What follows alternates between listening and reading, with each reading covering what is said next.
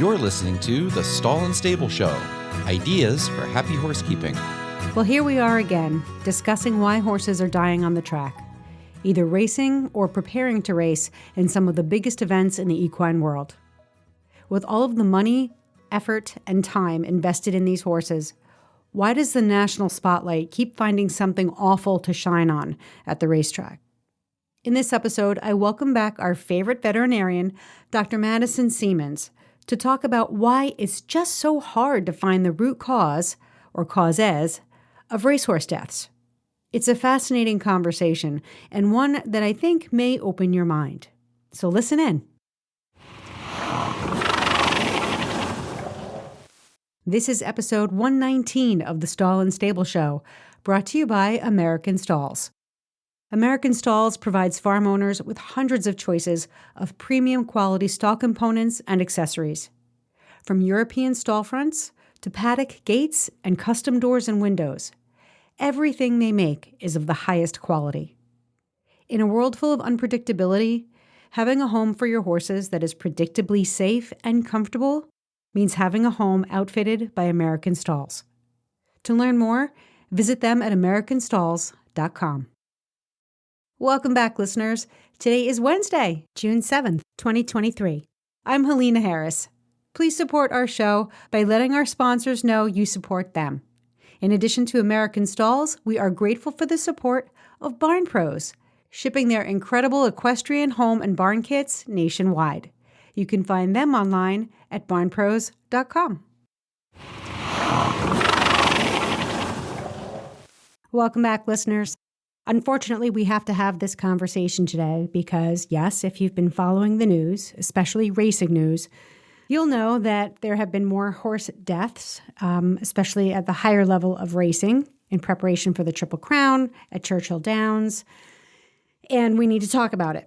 So I came across a really interesting article in the Pollock Report several weeks ago, and the first person who came to mind that I wanted to talk about it with was Dr. Seamans.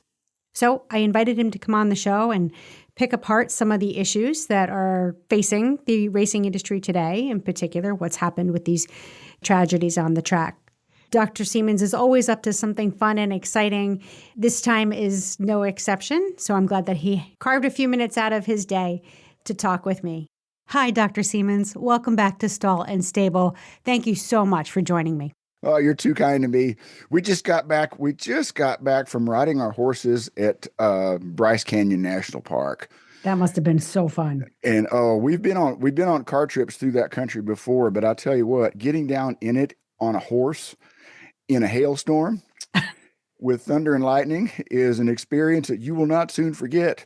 Oh, you're going to have to tell us. You're going to have to tell us a little bit about that. Yeah, because I mean, that's you dropped a bomb. Yeah. Well, first of all, did you take your own horses or? Well, yeah. Why would I take anybody else's? I don't know. There are people who do these things.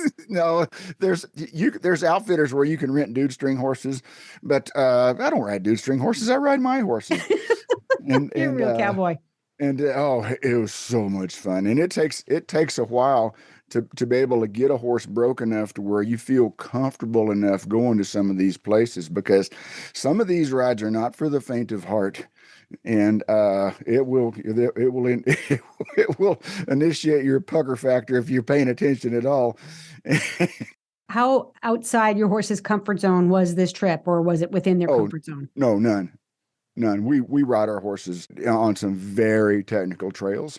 And so it was really funny, because I guess we need to talk about that when we're talking about going to Bryce Canyon. But I had a couple of clients here in New Mexico that said, that Bryce Canyon, that Peekaboo Trail is so scary. There's one place that's only about 3 inches wide, and it's a straight drop off of 3,000 feet. We got to there, and the trail is at least 10 feet wide, and the drop off is about 45 degrees. I mean, it's not a sheer cliff like at the Grand Canyon, but it wasn't scary at all. I would consider most of this trail to be long beginner to short intermediate type of work. Okay. And because think about it, this is the National Park Service, so they're going to put you in harm's way. Heck no. No, they got the entire federal government behind their liability protection. They just got to be careful because they don't want anybody to get hurt, you know. Yeah, exactly. Oh, it was just, and to see that thunder and lightning storm at sunset with the dark, dark blue background of the thunderheads, and then the sunlight coming through and hitting those bright orange, they call them hoodoos, those tall spires of red sandstone, was just an event that you will never ever forget. I've been to the Mm, Grand Canyon. We're not going back. I've been to Mount Rushmore horseback. We're not going back. I will go back to Bryce Canyon. I that's mean, it was, interesting. Yeah, you would think these adventures are like one and done, but you'll return. I want to go back. Oh yeah, and it's not just the park. It's there's ancillary trails all around the park that are BLM land, so you can take your little Jack Russell terrorists with you, and nobody gets too worried about it. So who went? Your wife went with you? Oh yeah, I take my lovely bride and our two trustworthy steeds and our two Jack Russell terrorists, and they're just so hilarious because we'll ride 10 or 12 miles and they'll go 30, Yeah, yeah, yeah. because there's lizards to chase, there's crickets to chase, there's birds to chase, and I gotta tell you about the Slot Canyon sometime. That was a little scary, but it was absolutely phenomenal. So if you go to my Facebook page, you'll see where we videoed some of those rides, pieces of those rides. Okay. All right. Well, I feel a second episode already coming on. Oh So yeah, oh yeah, oh yeah. let's dig into some stuff. Now, the reason that I had well, first of all, I can talk to you about anything at any time, but the thing that prompted me to think of you first was this, I don't want to call it a trend, but these horse deaths that were happening in preparation for the Triple Crown, what was going on at Churchill Downs. We are once again scratching our heads trying to figure out why racehorses are breaking down on the track, or why these tragedies are happening. And there was an article put out by the Pollock Report that I thought did a good job of explaining the challenges to veterinarians in figuring out what is going wrong. And everyone wants to blame something. They want to blame the track, or they want to blame the trainer, or they want to blame management practices. But according to this article in the Pollock Report, it sounds like veterinarians really have to take each horse as on a case-by-case basis to see what happened. But the diagnostics in necropsy, they're not really giving us a lot of information. So that's the context of this conversation right now. Get me started, Dr. Seamans. What are your thoughts on this? Well, it's really interesting, and the politics of all of this has taken uh, a new turn recently. And that's what the old newspaper adage is: if it bleeds, it leads. And so when things are going good, well, then nobody reports about it. But when things are going bad, well, then all of a sudden you get major headlines. And so you got two situations here. We've got catastrophic injuries that occurred during competition, and then we have unexplained deaths. And so, and I hate to be oversimplified, but that's kind of where we're at. And there are horses that, well, probably one of the major causes, other than a musculoskeletal breakdown during competition, one of the major causes of a sudden death would be either an aneurysm or an aortic rupture. The big vessel that comes directly out of the heart to supply the body with blood will rupture. And nobody knows why that happens.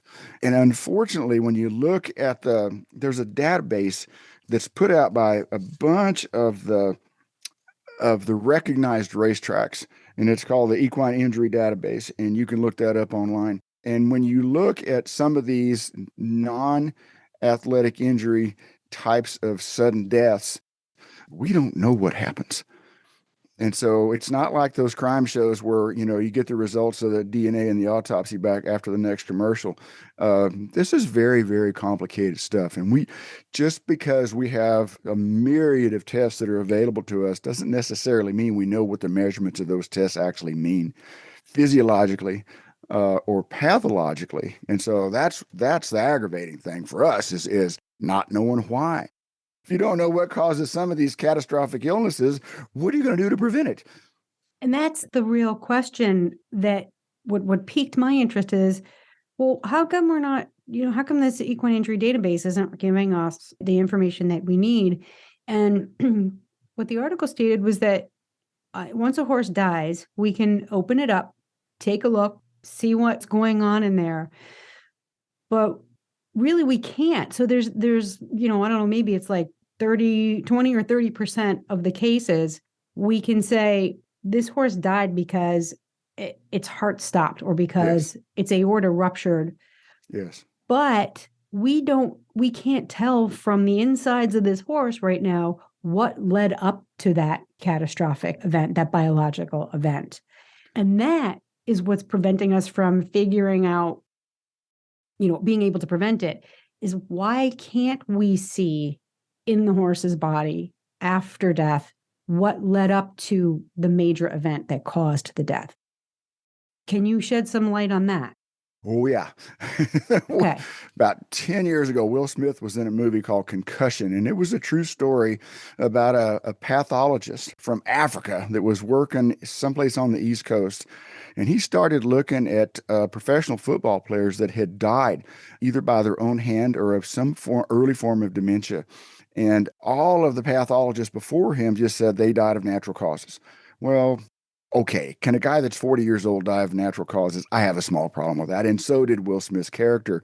And so what he started doing is he started looking microscopically at the brains of these guys. And then he was the first one to report this repetitive injury type of a dementia that with boxers, they called it pugilist dementia, but it was that repetitive trauma to the brain that was not obvious on a gross pathological specimen. In other words, you couldn't hold this guy's brain in your hand and go, oh, here's the lesion. You had to look at it very, very specifically, microscopically. And once he started looking more closely and more specifically, that's when he came up with the diagnosis. I think our challenge with the horse here is we're dealing with a large animal that's a very complex structure. Okay, this is not a motorcycle with a brain. I mean, this is an amazingly complicated beast that can do some tremendous athletic feats that we couldn't even dream of. I think it's just going to come down to two things. We need to find somebody that's really willing to think out of the box. So part of our problem is I have worked at Belmont Park. I have worked in Kentucky. And I can tell you that some of the smartest and richest people in the world have horses there. But I can also tell you that there's something called tradition. And my granddaddy saddled 3 Kentucky Derby winners, and there ain't nothing you could tell me about a horse. Well, that kind of attitude is going to get horses injured, and it's going to just keep us stuck in the 19th century. So I think it's going to take somebody that really thinks out of the box, is not tied to the conventional wisdom of this is the way we do things, and start looking more deeply at these things. And the problem with that is it takes time and money, and not everybody's got that. Well, they can dig deep into their pockets once the national media shines a spotlight on the issues. It's the squeaky wheel gets the grease. So it's not that researching this stuff is not a priority. It is a priority, but it's a priority for different people. And it depends on who's got more pull at any given time in the racing world as to whose priority is going to take priority. Well, it's interesting you brought that up because that is a very good segue for my next section. Bring it on. So I do a fair amount of online consult. One of the interesting things, and I talk to people all over the world, Australia, New Zealand. I just did one for a lady in Quebec. But some of the public perception about racehorses is that we don't care. All we care about is making money, and that's why we start 2-year-olds. And so you get a whole bunch of this conventional wisdom on how cruel and mean and inhumane it is and what a bunch of buffoons these thoroughbred people are and just blah, blah, blah, blah, blah. Well, let me tell you, if I got $1 million tied up in a yearling and I'm planning on putting him on in a race someplace and maybe have some breeding types of performances for this horse later in his career, I'm going to do everything possible to take care of that guy. What do you mean I don't care? I mean, if nothing else, I got an economic incentive to try to take care of this guy. And so let's just put that aside for a minute. It's not that the thoroughbred people don't understand or don't care. It's a matter of some of the research has been lacking because of that mentality of my granddaddy saddled 3 Kentucky Derby winners. Let me tell you, the thoroughbred industry has been taking a real hard look at these catastrophic injuries. Now these unexplained deaths, I'm really sorry. There's just not a whole lot we can do. The only good news about that is it's relatively uncommon. But the Jockey Club and the Grayson Foundation in particular funds a lot of basic research about these catastrophic injuries. And we could take a lot of time just trying to describe what these things happen. So what I'm going to try to do here is just kind of cut to the chase and give us some Cliff's notes about exactly where we're going with some of these catastrophic injuries, and why it's important to understand why these happen and what we are doing as an industry. And I say we because I'm a veterinarian and I have to advocate for the horse, what we are doing as an industry to try to prevent these things. There is a balance that we're going to strike between the ideal world or the perfect world that we want to see horses race in and what we actually have to work with. And so, right, there's a lot of people out there, a lot of keyboard warriors who are like, all thoroughbred racing is horrible and money comes first. And on the other hand, there are, like you said, the hundreds of thousands of people who are part of the thoroughbred racing industry who would tell you the exact opposite. So what you and I are trying to do is find that middle balance, is to find the conversation that explains both sides so that we can understand each other and then maybe make some progress. I agree. I think that's a real good point. Okay. So go ahead. I interrupted you. My apologies. No, I'm glad. I'm well caffeinated and I'm passionate about this particular subject, and so I could just go on. You got to pull on that snaffle bit just a little bit to kind of back me off a little bit. We've been analyzing data for these types of injuries for a long time. And so let's go back. Let's just back up about 20 years or so. Wayne McElraith at Colorado State University took a look at about 100 of these catastrophic injuries. And he found, and I know this sounds crazy because you can never say always and always avoid never, but he found almost 100% of these horses, when you looked at these injuries under the microscope after they've been euthanized, almost 100% of them had underlying bone pathology. That means there was something wrong on the inside first, and that's why the leg blew up. There's no more perfectly groomed surface on the planet than a thoroughbred racetrack. He did not fall in a gopher hole. Okay. So it's probably not a defect in the surface. It's a defect in the horse's bone. And so our understanding of this pathology has changed dramatically since McElraith and Sue Stover started this work over 20 years ago. And so where we're going with this is, okay, well, what is it that started that pathology in the first place? Well, it has probably something to do with genetics, but it also has mostly what we do with training. And so one of the complaints that we get all the time is we shouldn't start 2-year-olds. Well, that is totally wrong. We discussed this in my previous conversation with you about that. So I'm going to send listeners back to that episode. Yes. Check the show notes for a link. So, okay. So now we're picking up kind of where we left off there. So, so starting 2-year-olds isn't necessarily a bad thing. No, it's a good thing. And so here's some data that I just mined from the injury database this morning. There's an interesting article in the Blood Horse. You can get that online for free. And that's from March 20th of this year. If you look at those catastrophic fatal injuries going from 2009 till 2022, which is the last year that we have data for, in 2009, there was about 2 catastrophic injuries per 1,000 starts. So basically what it boils down to is 99.88% of all the thoroughbred racing starts result in no fatal injuries. 99.88. That's pretty good success, especially when you think about the stress that some of these horses are put under. So let's back up a little bit. So, okay, what are we doing now to try to reduce that? Because that's almost perfect, but it ain't perfect. And in a perfect world, we'd like to see nobody get injured. So move forward to 2022, that dropped from 2 catastrophic injuries per 1,000 starts to 1.2. We have improved by well over 50% in just 13 years. How we're doing that is not only with some of our training techniques that have been changed, but we're also doing that with surface. And so I would invite anybody that has a problem with some of these concepts, and I think I gave this reference before, but you can YouTube Larry Bramlage in his talk to the Grayson Foundation in 2015 on training and bone development. It's an hour and a half, but it is well worth the effort to go listen to that, because boy, oh boy, did that change my mind about what we're doing with these horses. It is absolutely amazing. And he couches it in a way that it's easy to understand. I could send you to some of the hard science peer-reviewed articles and your eyes will just roll in the back of your head because of all the technical jargon. But what Larry Bramlage does, he's a veterinarian, works at Rood and Riddle in Lexington, Kentucky. He's a great teacher. So go to that YouTube, Grayson Jockey Foundation, Larry Bramlage from 2015.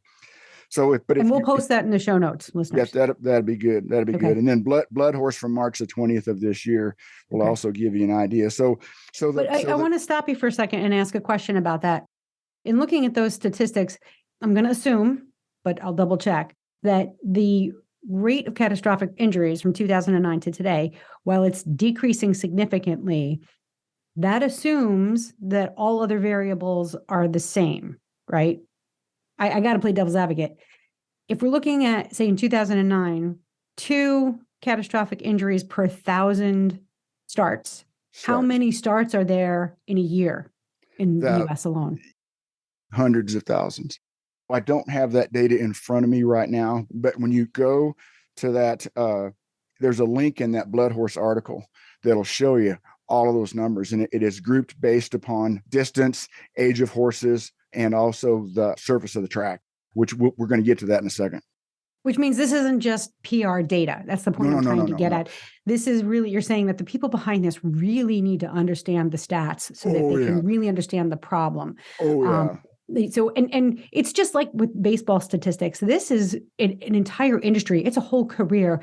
Tracking statistics like this is not a joke. These folks are really looking for, they're using statistical analysis to find the root of the problem, not to create a PR story that just supports thoroughbred racing the way it is today. It's economics. If you own Belmont, here's an example. If you own Belmont Park, for example, okay, and you can change the surface or the distance or some parameters about how the horses are trained or compete or whatever, if you could figure out a way to do that so that you could reduce your rate of injuries by 50%, do you think that people are not going to be more than willing to come to your racetrack because it's safer for their horse and then he can run longer and make them more money? I mean, it's just a matter of dollars and cents.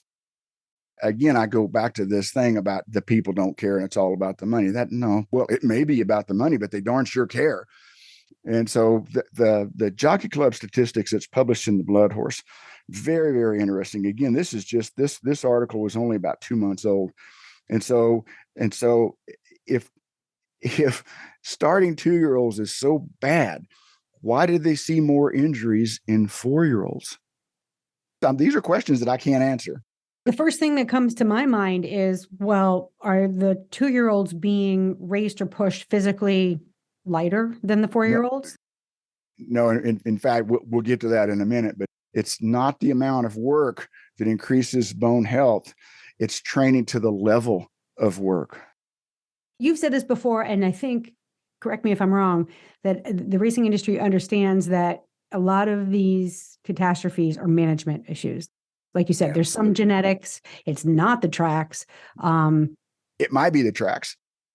Okay. So there was a study done 40 years ago, and I'm not picking on these 2 racetracks. I won't even pick on them. Okay. One of them is in the high desert region of this country, and one of them is in some lowland. And so the lowland along the Gulf Coast, they had a reputation for having a real deep footing. And so the horsemen loved that because it produced less shock because it's that deep, spongy footing. So statistically, those horses had greater incidence of bowed tendons and suspensory problems than the horses that were running on the firm surface in the high desert.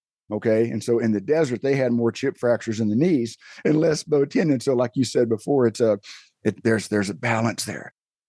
Cool thing about this stuff that's been published by the Grayson Jockey Club, and it's in that Blood Horse magazine. And so increases in the age was related to increases in those catastrophic injuries, but increases in distance decreased the catastrophic injuries. Okay. So again, it goes back. So horses that ran less than a mile, 8 furlongs, had a lesser chance of a catastrophic injuries than the horses that were running less than a mile. When you look at surfaces, now we got three surfaces. Before, historically, we've had dirt and turf, okay, and we've long known that most of the catastrophic injuries occur less when they're running on turf. That's a grass surface than they do running on dirt, and it's probably because of that cushion effect, okay. But now there's some synthetic surfaces out there. Now you've seen them on some of the pro football fields where they take ground up tires and they mix it in with the soil that they're growing the grass on, or they mix it in with the AstroTurf. And so that provides a little bit of a cushion. And so we know from the statistics published by the Jockey Club that dirt was more dangerous than turf, was more dangerous than synthetics. So those synthetic surfaces are real expensive to put in. If you think about that, what a yard of dirt costs to put in your lawn. Yeah. Can you imagine several 100,000 yards of synthetic stuff to put on a 1.5 mile racetrack? But the apparent benefits are there. And so I think there's going to be more and more of these places that are running on dirt that are going to start running on synthetic surfaces just for the pure economic good sense of making it safer for the horses. Is it because synthetic surfaces are more predictable because they're manufactured? Boy, that could be it. That's a good point. Okay. That's a good point. And the short answer to this, the same short answer that I gave a while ago, I don't know.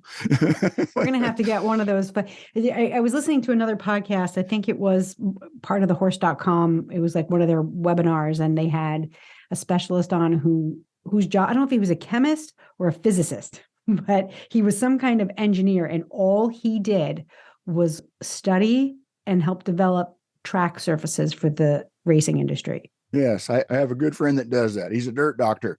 Yeah, dirt doctor. I love, see, this is why I have you on my shows, because you make it easy for people like me to understand. He's a dirt doctor. Thank you. It took me 500 words for you to say he's a dirt doctor. In that article in the Blood Horse, they mentioned that as part of, this is years ago, back in 2008, I think, that the welfare and safety of the Racehorse Summit, right, which was launched by the Jockey Club way back then, did make mention of the fact that there are markers for horses that are at increased risk of injury. Right? So these are, things that we may know ahead of time that would make a horse more or less likely to have significant injury while racing or training. Do you know what those markers are? I can say that when we start looking at it, like for example, I don't know if we talked about this last time or not, but Sue Stover's work for the last 20 years showed that after the horse is injured, if you put him back to work too soon after he's sound, that's where we increase our risk for the catastrophic injury. So the key is you got to wait for at least 90 days after the horse is completely sound before you put him back into strenuous work. And if you'll do that and not just put him back to work when he's sound, then that decreases our level of injury. There might be some new genetic markers out there that I'm unaware of. I can't comment on that. As you mentioned earlier in this conversation, when a horse breaks down physically, skeletally, or it's like an orthopedic problem, we can see that. We can say, oh, okay, this happened, which actually may help us figure out what led up to that. But things like, like an aortic aneurysm, which is one of the more common non-skeletal catastrophes in horses. Yes. We don't always know what caused those aneurysms. I personally have witnessed an elite event horse dying from one while competing. What causes those? And I know that they're not, it's not common. It's like you just go out into your field and your horse is dropped dead from aortic aneurysm. But it does seem to be, I don't want to say trending, but it's notable in upper level competitive horses or in some of these race horses. Is it possible that because racehorses are so selectively bred that we are passing on some kind of genetic predisposition for this type of aneurysm? That's a real good question. The short answer to that is I have no idea.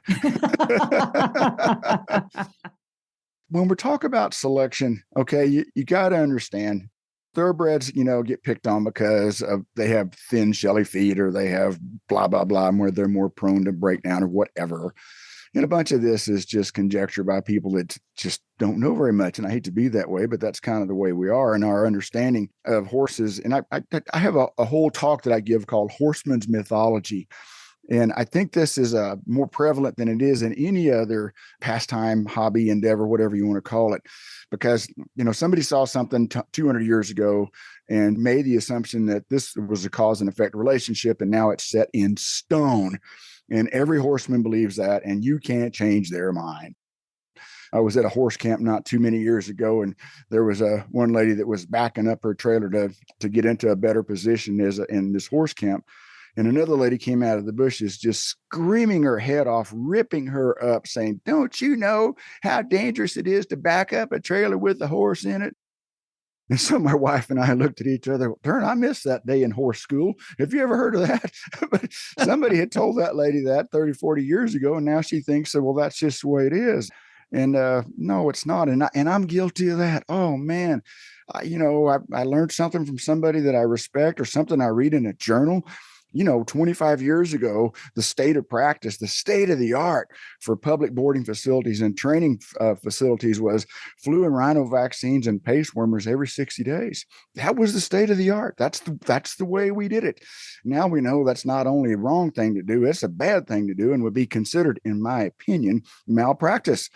So, we're learning all the time, and I'm guilty of being dogmatic about a lot of things. So I'm not chunking rocks at anybody else. But so where we're going with this is our understanding of these things has just changed dramatically, and so we start talking about genetic predispositions towards things, and I think there's some data out there that suggests certain things are true, and now we have some gene markers to show, well, like the impressive syndrome in quarter horses, we know that there's a gene for that, or the lethal white in paints, we know there's a gene marker for that, and we can identify that. We know that there's ligamentous weaknesses in saddlebreds and Clydesdales, that there is a marker for that. But there's not markers for everything. Selection for the thoroughbred racehorse has been perfect in that there's nothing subjective about the stopwatch. That some gun can either run or he can't. And you don't care what color he is. You don't care what shape his head is or how he carries his tail or all the subjective, foolish things. And I'm raising my hand and pointing fingers at me, for which we select horses because we think it's nice or desirable or pretty. But there's nothing more perfect, nothing less subjective than a stopwatch. And so for what the thoroughbred is, the job he has, he is selected perfectly, but there's a downside to everything. There's a cost. And so they become consumables. Racehorses become consumables because their job is so short-lived. So, it's like playing pool. You kind of have to look 2 shots ahead. And that seems to be where the racing industry falls short. Although this could be my ignorance talking, I think there are a lot of trainers who may be looking for longevity, or how longevity and durability can support speed in the short term. But I just kind of think, being a layperson, there has to be specialists out there who look at breeding beyond just short-term speed. Oh, lots of them. And there's several software programs you can buy right now. Okay. Because the Jockey Club, especially in the thoroughbreds, the Jockey Club has been pretty good about keeping records for a long, long time. And so there are software programs that you can buy if you've got, Queenie and you want to breed her to Old Buck, that'll give you an estimate of how you expect that horse to perform. So with speed indexes, and there's just a ton of markers that they use to try to figure this out. But back to your point about the trainers and not looking for longevity. I don't know of a single trainer that's not looking for longevity. I just don't know of one. Because, for example, you have Secretariat in your barn, okay? And this was before he was Secretariat, okay? He's just this big red colt you got from Penny Tweedy, And so all of a sudden, this son of a gun is acting like he's just going to jump up and kick butt and take names. Man, you want that son of a gun to run as long as he can. And so, but you're not going to know he's Secretariat until he's won a few races. So you're not going to do anything to him within your knowledge base, within your experience, that is going to impair or reduce the longevity of his racing career. And the only reason he got retired is because he was worth so much more money in the breeding shed than any of the Grade 1 stakes races that he could have won. That was the reason. Secretariats are few and far in between. And so the racing industry is supported by the solid allowance horses that are running 10 times a year and making the owners and the trainers money. I hate to bring it down to that economic incentive, but people are going to take care of their animals that are making them money. But I want to talk about the distinction you made. You said trainers are looking for longevity. Owners may be looking for something different. So the question, I don't even know if it's a valid question because the perception is kind of off, but who's really driving the breeding? I guess that's the question. Who's driving the genetic selection? Is it the owners and a different objective, or is it the trainers with their more athletic, sort of altruistic objective? Neither one. It's the stopwatch. That's what drives the breeding. And so one of the things you got to understand is that the racing industry and worldwide, but especially in this country, is not the Derby, the Preakness, and the Belmont. That's not it. Okay, what it is a guy at Sunland Park or in Louisiana, and there's hundreds of those nationwide. That's the racing industry. And so what you see, less than 1% of all horses that start races in this country win a Grade 1 stakes. Less than 1%. And you see the Breeders' Cup on television, and you see the Triple Crown, and that's it. The bulk of the racing industry is the ham and egg guy out there that's just hustling, trying to make. And so when you look at the ripple effect, the racing industry in this country is about a $15 to $20 billion a year industry. And when you start looking at the ripple effect, the ancillary jobs that are created by one little old thoroughbred racehorse or quarter horses, or, there's Arab meats, there's all kinds of meats out there. You've got the guy that's selling the feed, the guy that's making the tack, the guy that's hauling the horses, the guy that's building the trailer, the veterinarians, the shoers, the massage people. I mean, all of these people that are making a living off of this industry.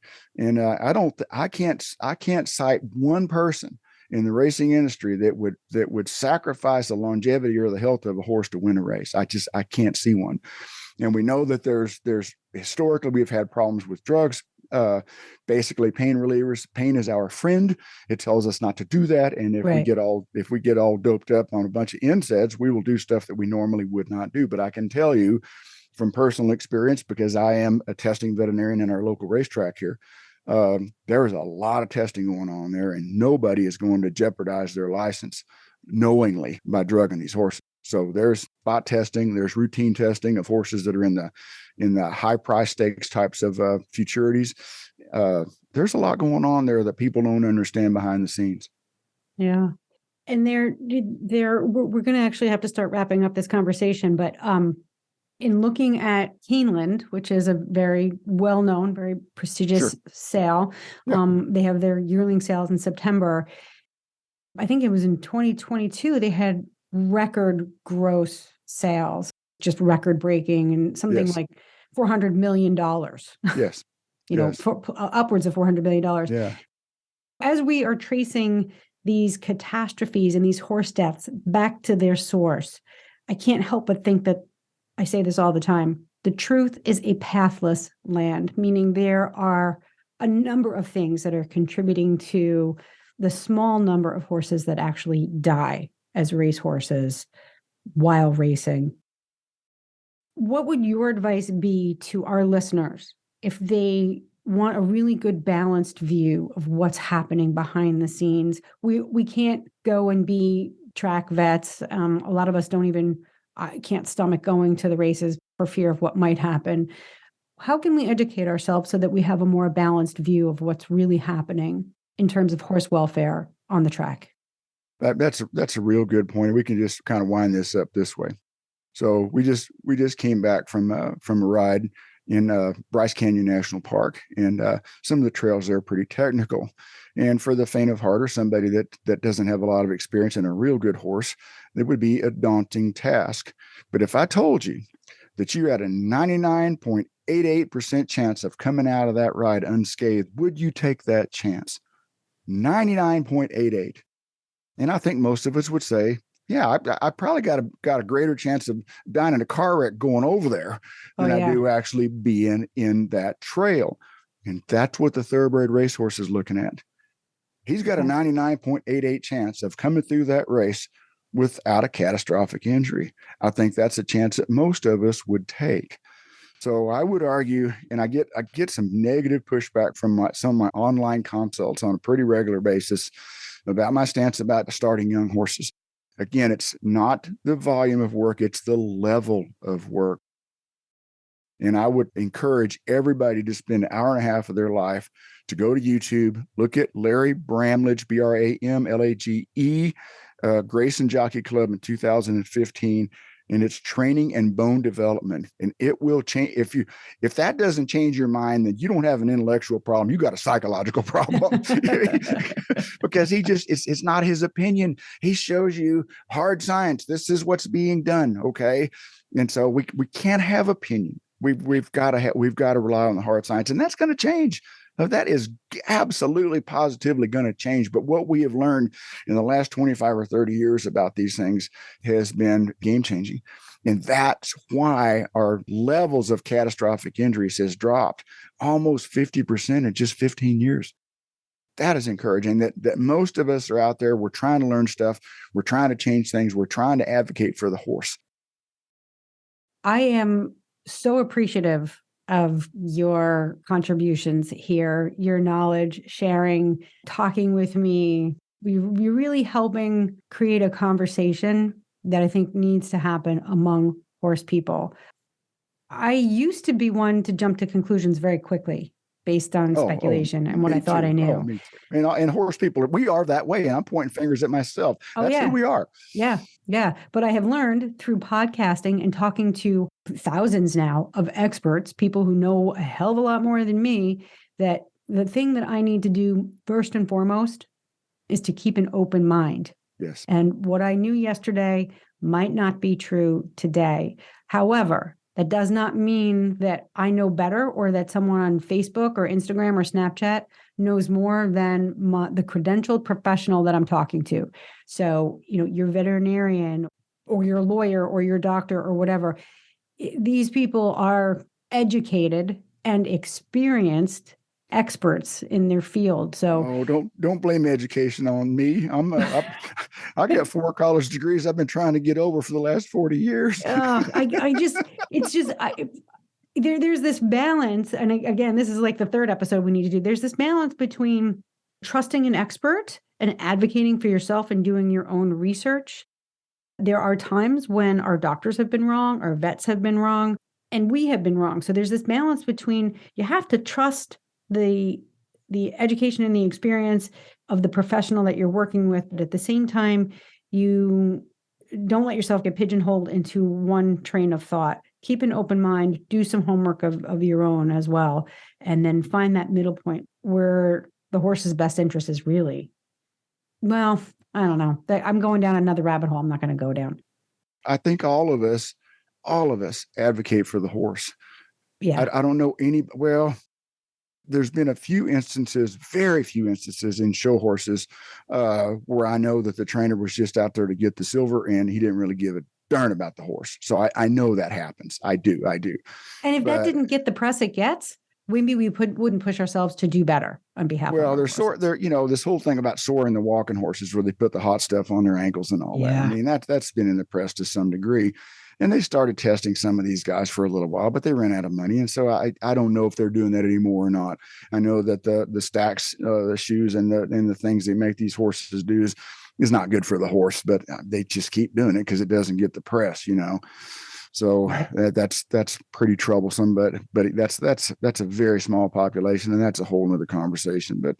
But I think most people love horses and they want to do the best they can do based upon what they think their knowledge is. I saw a horse for a lady last year that is a very knowledgeable horseman. She's in her 80s, and this horse just started bucking for no apparent reason. And so he's not lame. I mean, I spent an hour working on this horse, and so I'm thinking, okay, maybe he's a little sore about his neck. So I tried to bend his neck around, and she pitched a wall-eyed fit. she said, "Don't you know you're not supposed to bend the horse's neck that way?" Which, I mean, how many times have you seen a horse reach around and actually be able to almost bite his tail to get it to fly? Okay, if he's not supposed to do that, why can he? And so my concern was that and sure enough, that's what was going on, but she wasn't going to let me work him up because somebody had told her 60 years ago that you're not supposed to do that to a horse. Well, no, that's wrong. But this lady was sincere in her belief, but she was sincerely wrong. Yeah. Well, you have all sorts of things going on. Listeners, I am going to provide links directly to Dr. Seamans' website. He takes online consults. He can give you answers to some of your questions. He can help you discover some answers on your own. But we'll link over to Cornerstone Equine. And then there is the book, one of my favorites of all time.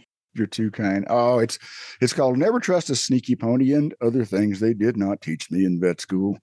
And I think that subtitle is probably more important than the title. But it's a book that took me 20 years to write. It's about why we do what we do and what happens when things go wrong. James Herriot wrote All Creatures Great and Small, an entire series that became a television series 40 years ago. All of his clients love him and none of his patients died. I went to this other veterinary school, and so things don't always work out as you plan, but it's actually been #1 on Amazon for humor. And it's not, I didn't write it to be a humorous book, but it is kind of funny because you can't make this stuff up. And then I've got this amazing woman that did the audio book for me that you can get on Audible. Her name is Helena Harris. And among other things, she is just a phenomenal horse person in her own right and does great work with the magic of the computer. So I got nothing but good things to thank her for. Also, cornerstoneequine.com, one E between Cornerstone and Equine. We do online virtual consults, and we're available for that kind of work as well. Well, thank you, Dr. Seamans. I do appreciate it. And listeners, if you can't remember all that, just go to stallandstable.com and we'll link you over to all things Dr. Seamans and Cornerstone Equine Medical Services. Thanks, Dr. Seamans.